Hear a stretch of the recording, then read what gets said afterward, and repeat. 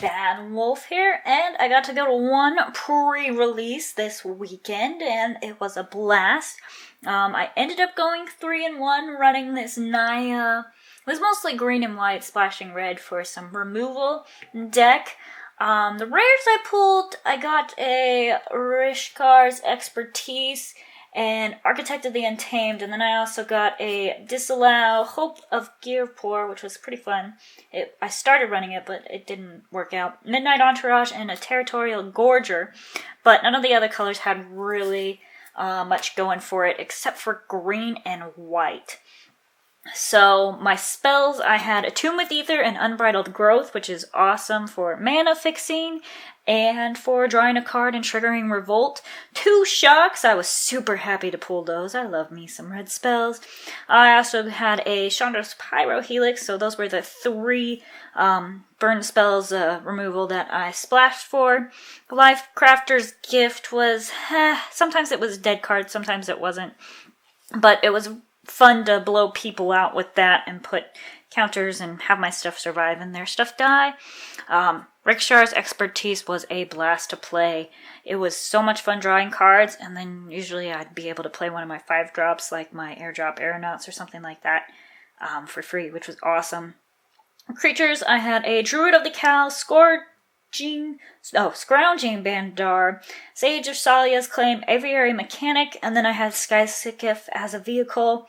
The flying is awesome on that, just to know. 3 drops, I had Malphus Revolutionary, which I didn't get really to play.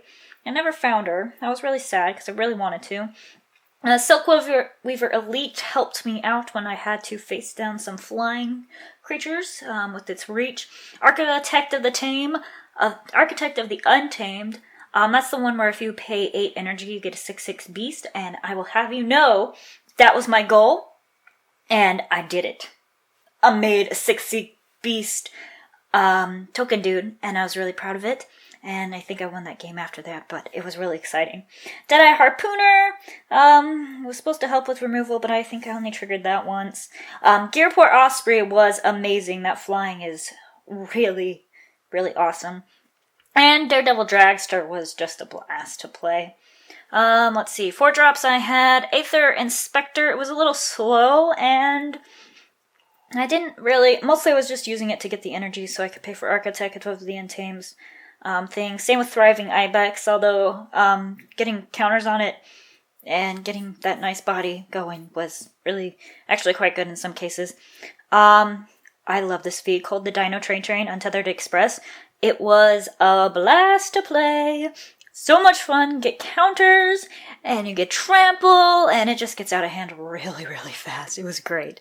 5 drops, I had Airdrop Aeronauts. I did have a bit of a hard time triggering Revolt occasionally when I got to 5. If I didn't have like Unbridled Growth or a good way to trade with something without them suspecting that I had it. I also had a hard time with that double white. For some reason, I just wasn't drawing the cards, or I didn't have Unbridled Growth, or I didn't have... I think that was actually all the... Yeah, that was it. So a lot of times it was waiting for that. But let me tell you about Dawn Feather Eagle. That was my limited all-star. It is awesome. 5 mana for a flying 3/3, but it is such a game changer with its... what it does when it enters the battlefield. Creatures you control get +1/+1 and gain vigilance until end of turn. I was able to turn games around with this guy. It was awesome. And the most fun I had was I had 2 in my hand. 5-drop, 5 or on turn 6, turn 5. It was fan-freaking-tastic and so much. Yeah, my opponent was like, well, okay. They couldn't really do much, so I was really happy every time I drew that. No matter if I was winning or losing, I was able to change things around with that vigilance, because I could attack and still be able to block too. Because a lot of times you gotta block. The one thing that it doesn't do well with were vehicles. You'd have to crew them first to make them creatures and then play it.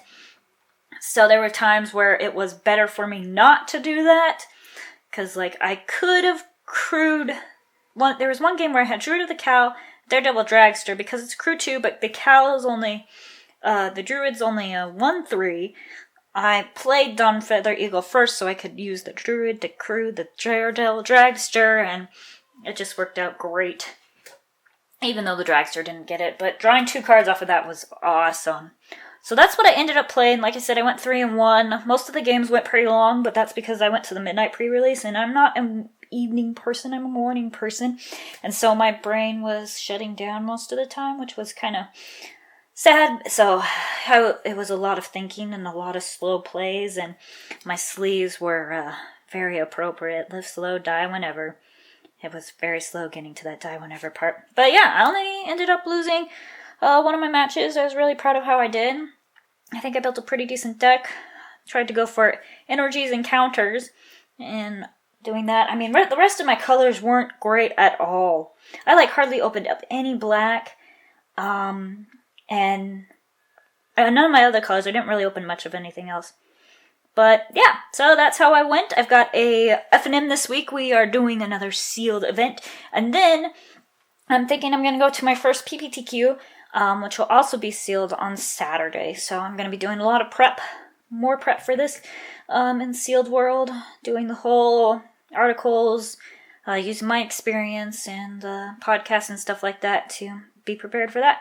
So yeah, leave a comment below how you did at your pre-release, what your favorite part was, what your favorite card was.